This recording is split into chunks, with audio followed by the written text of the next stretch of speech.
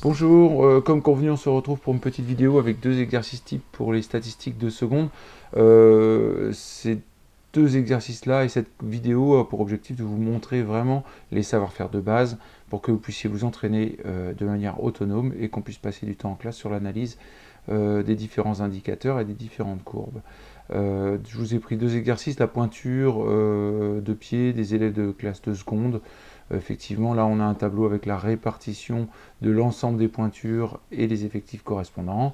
Et puis dans le cas où on a un effectif beaucoup plus important, eh bien le tableau n'aura pas d'intérêt et donc dans ce cas-là on répartit par classe et on établit les effectifs pour chacune des classes. Allons-y pour le premier exercice. Première question, effectivement la plus classique, c'est de remplir le tableau. Alors tout d'abord la fréquence, on pourrait dire la part de chacune des valeurs du caractère parmi le total. Donc on a un total, c'est sans doute la première chose à faire, additionner l'ensemble pour arriver à 69. Quelle est la part? Eh bien la part c'est l'effectif divisé par l'effectif total. Donc on arrive à 3 sur 69, 5 sur 69, 10 sur 69. Alors je ne vais pas tous les faire, puis je vous montrerai tout à l'heure ce que ça donne dans le tableur pour que vous puissiez vérifier. Et dans tous les cas, le total de la part ici, exprimé comme un nombre entre 0 et 1, eh bien ça nous donnera 1.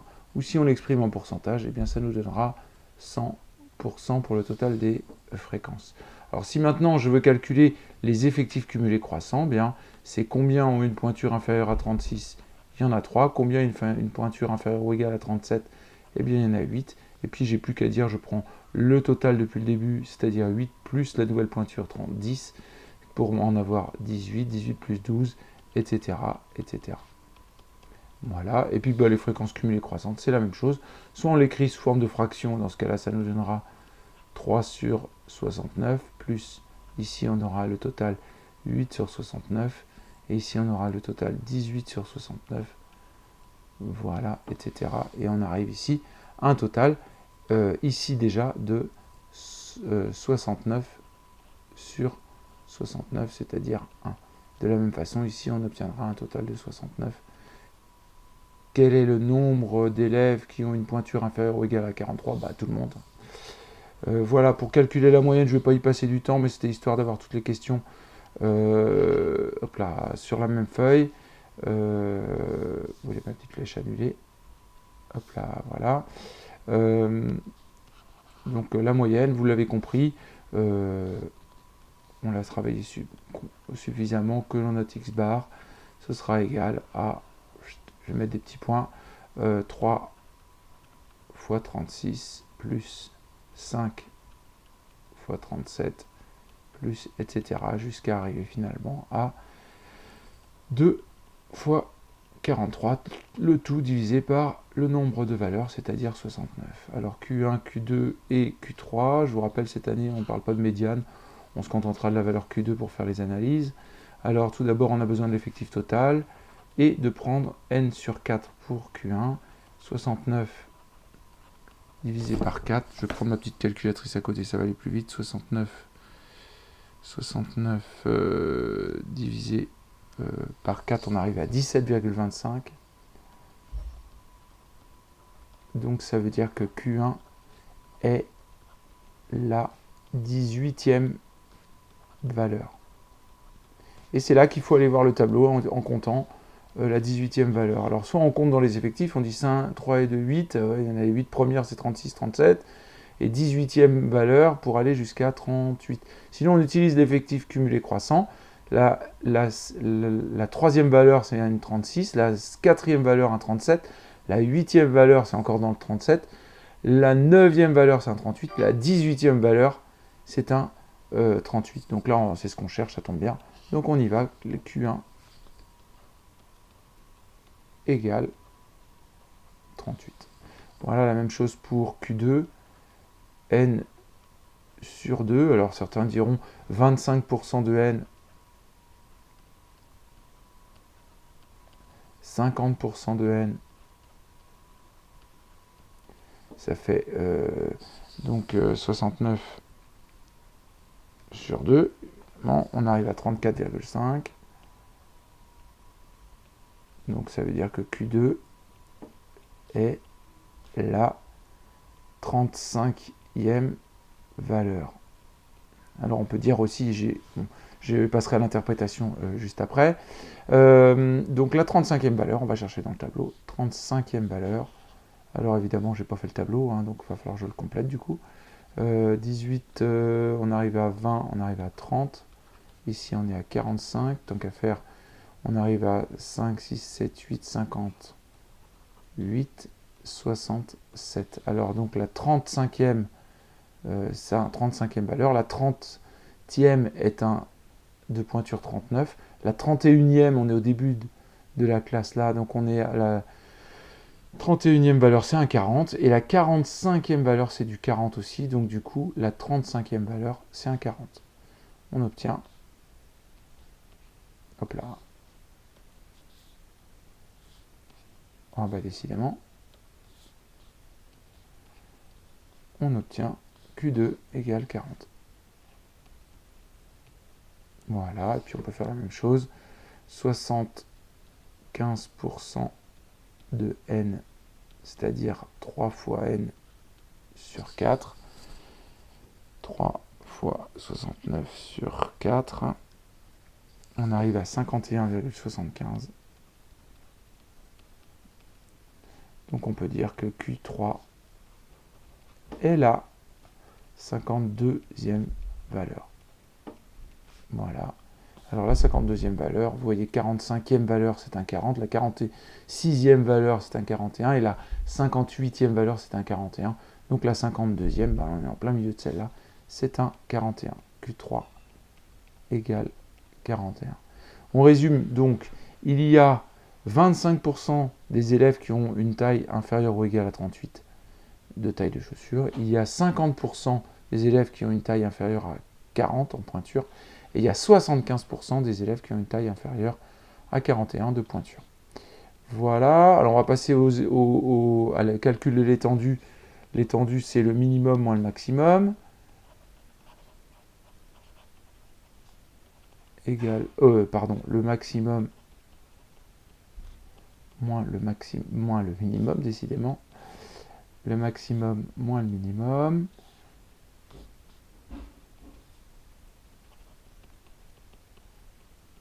Bon, il ne reste plus qu'à aller voir dans le tableau, on avait combien? En maximum, on avait 43 et 36 en plus petite pointure égale 43 moins 36. Donc on arrive à 7 comme étendue. Plus l'étendue va être importante, plus les valeurs vont être grandement réparties et ça nous donnera un indicateur de dispersion. De la même façon, on a l'écart interquartile qui s'écrit Q3 moins Q1 et Q3 moins Q1, ça nous fait Q3 c'est 41 moins 38, ce qui nous donne 3. Alors l'écart interquartile, il nous donne finalement le nombre d'écarts de points sur lequel se trouve l'écart de pointure, sur lequel se trouvent 50% des élèves. Il y a 50% des élèves du centre de la répartition qui ont une pointure qui sont répartis de 3, qui ont un écart de 3 maximum. On pourrait schématiser tout ça comme ça par ce qu'on appelle un diagramme en boostage que je vais vous faire ici. Tac, tac, tac. On représente ça souvent comme ça. Hop, et hop. Ici, vous avez le minimum. Ici, vous avez le maximum. Voilà, donc là, le minimum, on a dit que c'était 36. Voilà, le maximum, c'est 43. Voilà, on obtient ici le Q1. Et Q1 pour nous, on a dit que c'était 38. Ce qui veut dire qu'il y a 25% des élèves qui ont entre 36 et 38 de pointure. Q2, ici, on a dit que c'était 40. Il arrive qu'on mette la médiane plutôt ici. Hein, mais bon, nous, on va prendre là le deuxième quartile. Voilà. Q3 ici, ça c'est 41. Et de 41 à 43. Donc vous voyez, vous avez les tranches là. 25% d'élèves entre 36 et 38. 25% entre 38, non compris, et 40, etc. De 40 à 41, 25%, de 41 à 43,25%. Alors ça donne une indication parce que c'est pas à la valeur près, puisqu'on prend la première valeur qui dépasse. Vous avez vu, on prend des arrondis. Voilà, je continue. L'écart interquartile, pour en finir, vous voyez, ça représente les 50% du centre ici. La différence entre Q3 et Q1. Voilà, alors tracer les polygones ou diagrammes en bâton avec les effectifs. Bon, bah là, il nous faut un axe. Ce que j'ai vu avec... ce que j'ai vu en classe, là, c'est que vous avez toujours du mal, certains ont toujours du mal à repérer qu'est-ce que je mets en abscisse et qu'est-ce que je mets en ordonnée. On retiendra qu'en ordonnée, en statistique, c'est assez simple. En abscisse, on met la valeur du caractère étudié. Donc ici, dans notre exercice, on cherche la pointure. Eh bien, on y va. La valeur minimale, c'était 36. Hop là. Donc, on met le caractère étudié, les valeurs du caractère étudié en axe des abscisses. 36, 37, 38, 39, 40, 41, 42, 43. Voilà. Et puis en ordonnée, on va mettre l'effectif. Alors l'effectif, bah, du coup, pour l'effectif, certains d'entre vous, vous avez du mal à trouver l'échelle sur l'axe des ordonnées. Bah, vous allez voir. Vous dites au maximum, moi je suis en effectif à 15. 15 c'est le max. Et bien vous allez répartir sur votre axe comme vous le souhaitez, en utilisant les carreaux ou pas. Bon, voilà, à peu près là, voilà. Allez, on va dire que ça fait 15 ici. 15 ici, du coup je serai à 10 ici, là je serai à 5. Vous répartissez les carreaux par exemple. 5 carreaux, 3 x 5, 15, ça vous fait 15 cm, c'est tout à fait raisonnable. Alors allons-y, bah maintenant on n'a plus qu'à remplir les effectifs. Pour 36, j'ai un effectif de 3, et je vais me mettre, je vais changer mes petites couleurs, je vais mettre pour 36, je suis à 3. Voilà. Ensuite pour, hop là, pour 37, je vais essayer de retenir, hein, parce que on est à 5, 10, 12. Allez, je vais prendre le paquet. Pour 37, je suis à 5. Pour 38, je suis à 10. Pour 39, je suis à 12. Voilà, et etc., etc. Alors, ce qu'on va retenir, c'est que si je dois faire le polygone des effectifs, eh bien, je vais rejoindre chaque valeur. Là, on est au polygone. Je vous laisse continuer, hein, 3 petits points. Et si, par contre, on me demande le diagramme en bâton, eh bien, dans ce cas-là, je vais changer de couleur. Si j'ai le diagramme en bâton qui est demandé, eh bien, je vais faire des bâtons sous les valeurs de chacun des effectifs. J'y vais approximativement parce que là, pas facile. Voilà, diagramme en bâton et polygone. Voilà à peu près ce qu'on peut vous demander sur un exercice où on a le tableau des effectifs complet pour chacune des valeurs. Mais dans la vraie vie, souvent on a beaucoup plus de valeurs que ça. Imaginez, on vous demande, comme on est en train de le faire en classe, l'effectif, la population de chacune des communes en France. Ça fait beaucoup de communes et on s'en sortirait pas si on avait un petit diagramme en bâton avec chacune des communes pour chacun des effectifs de ces communes. Alors dans ces cas-là, on fait une répartition par classe qui peut être plus ou moins judicieuse ou arbitraire. Vous voyez là par exemple sur la répartition des âges, j'ai choisi de prendre la toute petite enfance, après on va dire jusqu'au primaire, le collège, et puis après on prend directement les grands, puis 25-65 ans la vie active, et puis par exemple, imaginons autour de l'âge de la retraite. Alors on a cette fois-ci une commune qui aurait 1697 habitants. Alors complétez le tableau, je ne vais pas vous le refaire, mais effectivement la fréquence ce sera toujours pareil, valeur divisée effectif, effectif divisé par effectif total, c'est pas un 3 évidemment, donc effectif 20 sur 1697, 201 sur 1697, etc. etc. Bon, bah, vous avez compris le principe des fréquences.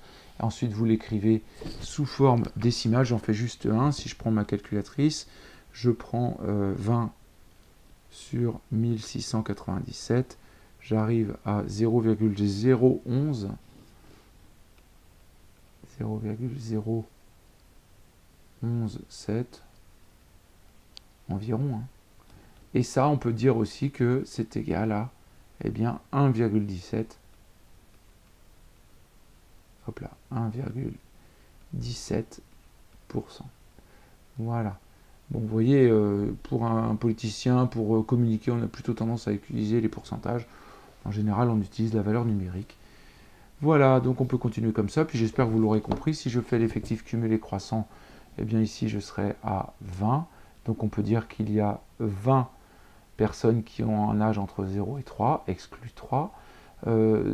Si je cumule jusqu'à 12, eh bien j'ai 20 plus 201, c'est-à-dire 221 personnes qui ont un âge inférieur strictement à 12, qui n'ont pas encore 12 ans, etc., etc.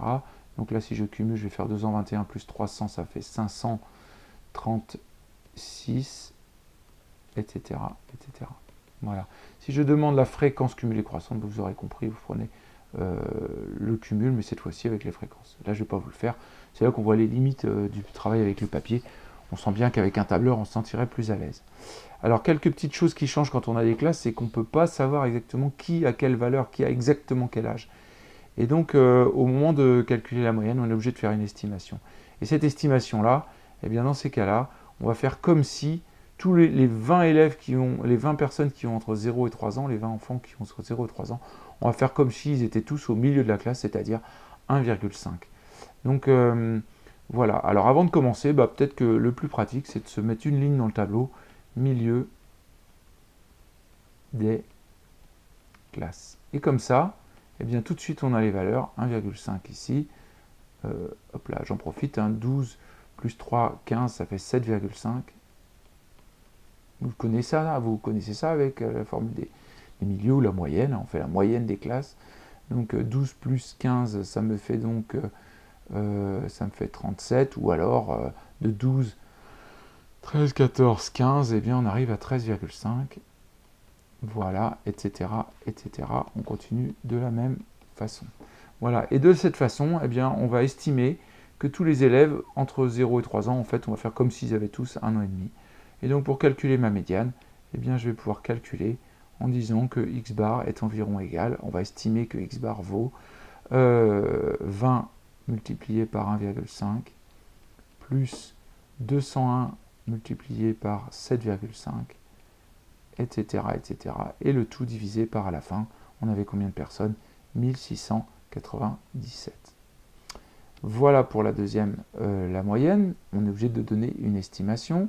Alors, pour tracer l'histogramme des effectifs, eh bien, comme je vous l'ai dit, la définition de l'histogramme, c'est que chacun des rectangles de l'histogramme doit avoir une surface qui correspond à l'effectif. Donc, eh bien, il va falloir tenir compte de l'amplitude de chaque classe. Donc, on l'a vu en classe, on peut symboliser ça ici par une petite ligne qui correspondra à la largeur des classes. La largeur des classes, et puis ici la hauteur de chacun des rectangles. Voilà, de 0 à 3, j'ai une largeur de 3, j'ai une amplitude de classe, on peut dire plus précisément. Ici, j'ai une amplitude de 9, ici, j'ai une amplitude de 3, etc., etc. Et ici, eh bien, il faut que, si on résume, il faut que il faut que l'aire de mon rectangle, je vais vous faire un petit dessin avant pour que vous sentiez bien le truc. Je dessine, hop là, et mon histogramme de 0 à 3, là, si j'ai un effectif de 3, eh bien, il faut que l'amplitude ici de ma classe multipliée par la hauteur de ma classe, j'ai pas dit que c'était 3, j'ai dit que c'était 20. Je dis des bêtises. Oui, bon, je recommence. Hop là, je recommence. Donc je répète.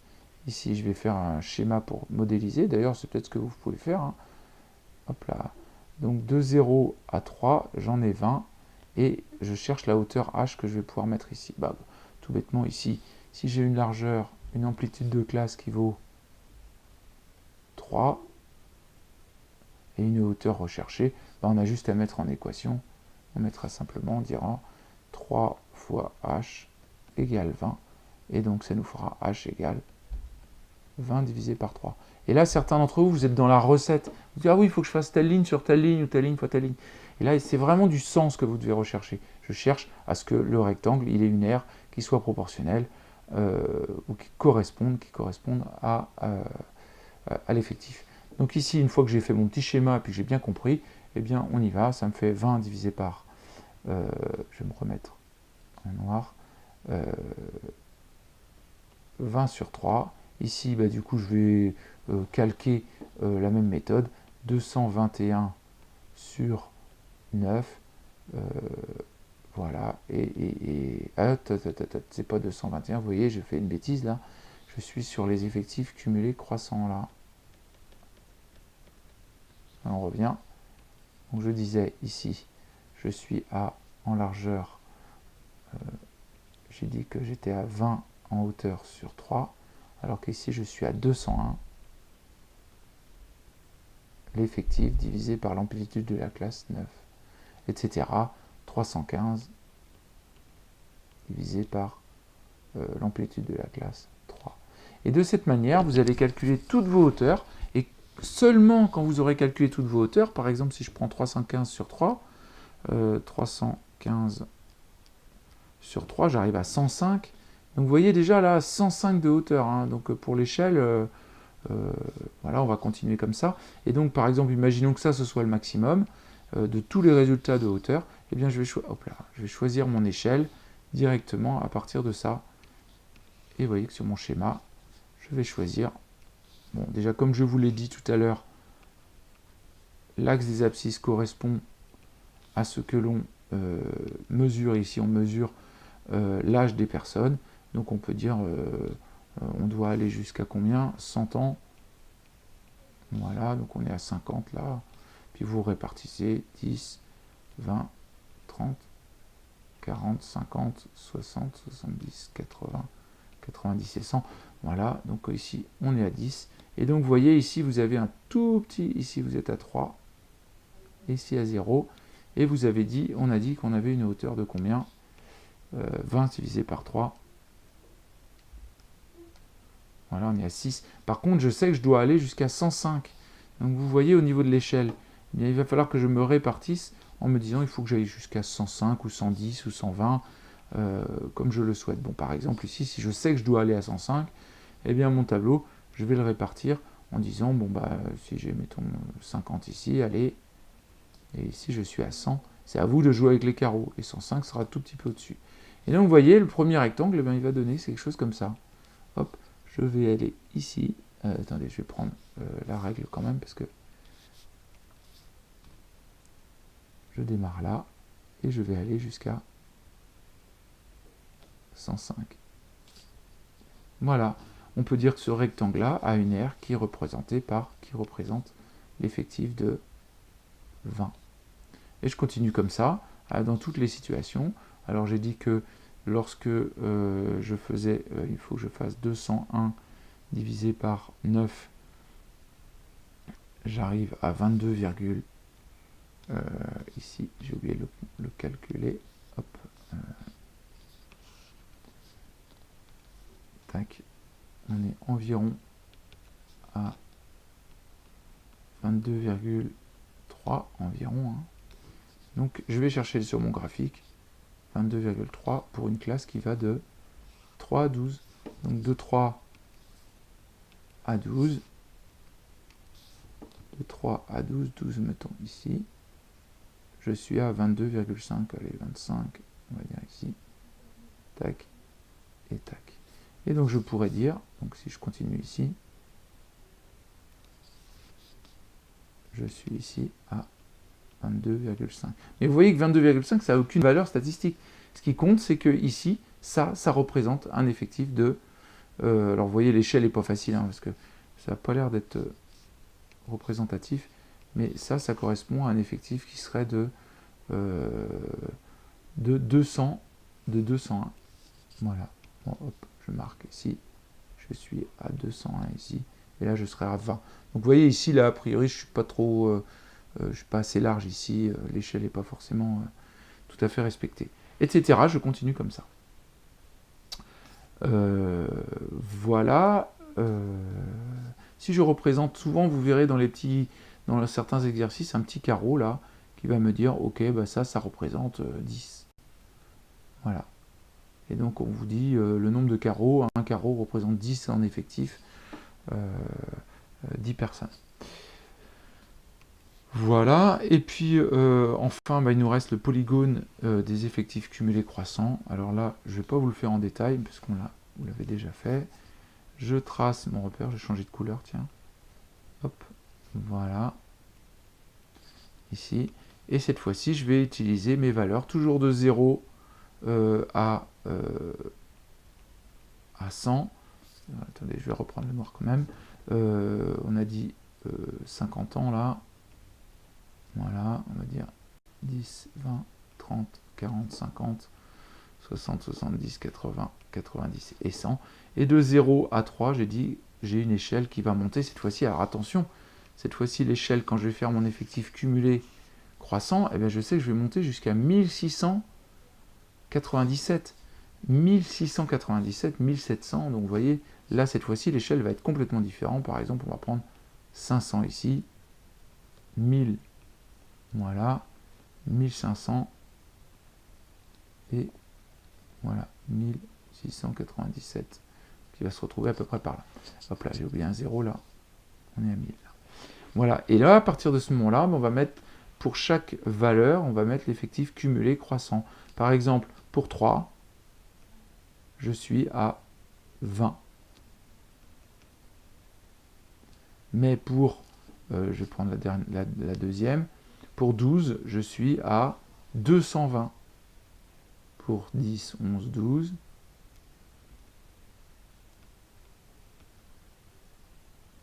Je suis à 220. Voilà. Et donc, je vais pouvoir relier petit à petit par des bouts de droite. Voilà, au fur et à mesure, puisqu'il s'agit du polygone.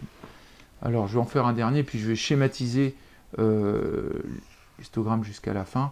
Parce que vous voyez, j'arrive à un effectif de 536 quand je suis inférieur ou égal à inférieur strictement à 15. Donc on y va, le petit dernier. Pour 15, 536.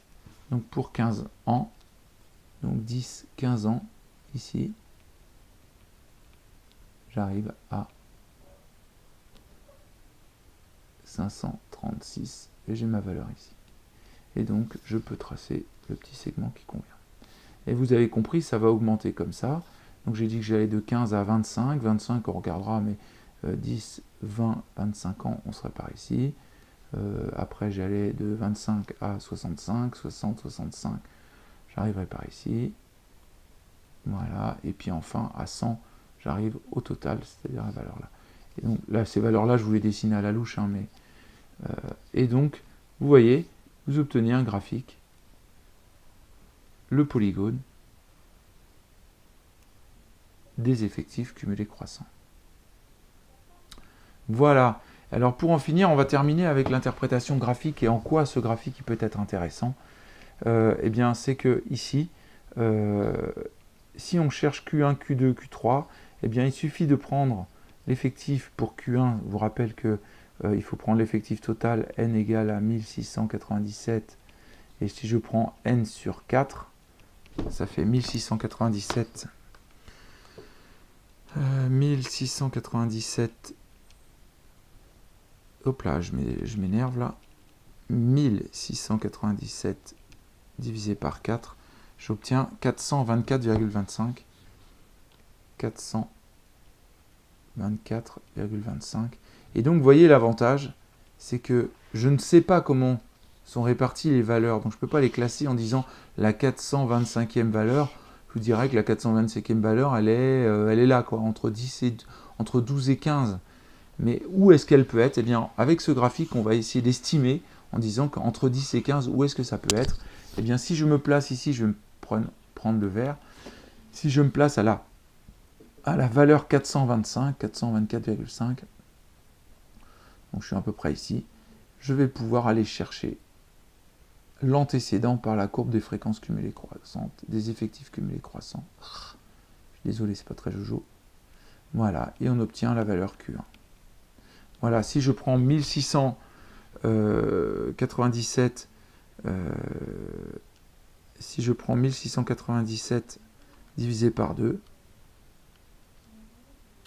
j'obtiens 848. Donc si je prends hop, non, attendez, j'ai presque fini, n divisé par 2,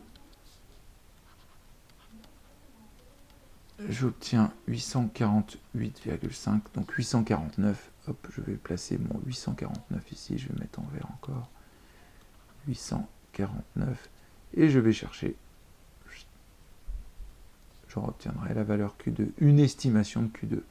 Et puis si je fais 3 fois 1697 divisé par 4, eh bien 3n sur 4,